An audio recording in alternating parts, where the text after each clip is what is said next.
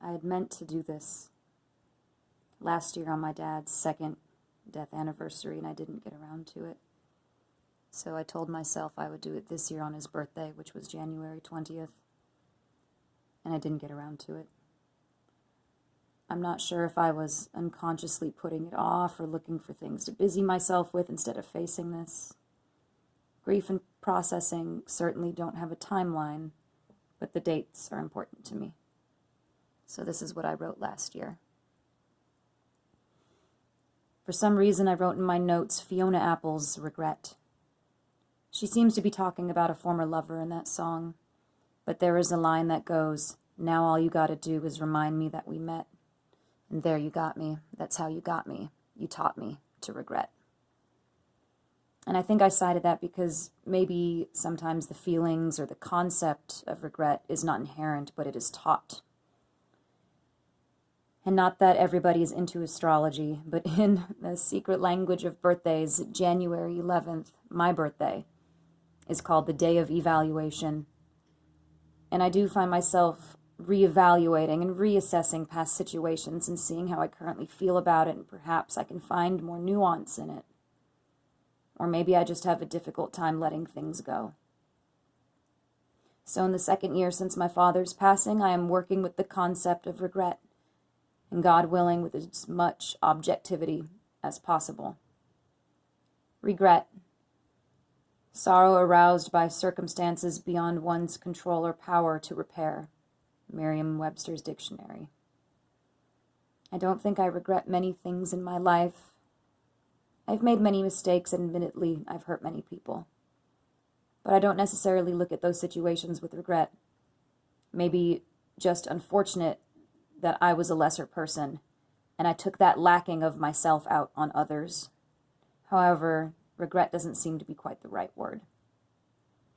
The loss of my father seems to be a bottomless well of grief that I can dig deeper and deeper into. The initial shock is like taking a cold plunge, where all the big sensations hit you at once, but then the numbness sets in.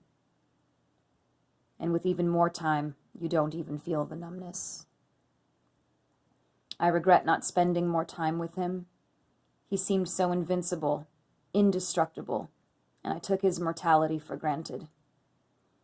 I regret not talking to him more, to challenge his views, though I know it's difficult to empathize with someone you love when they have a bad stance and will die on so many hills.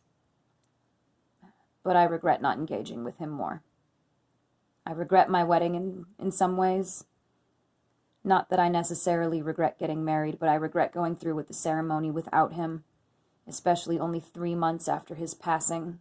I wasn't ready, but I was convinced by family otherwise. I am still so bitter to the town that my father died in, and bitter towards the many, many people that I know, logically, that aren't responsible for his death. But the feeling remains.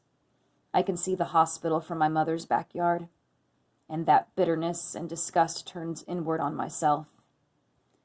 I regret not being able to be more compassionate towards people who are different than me.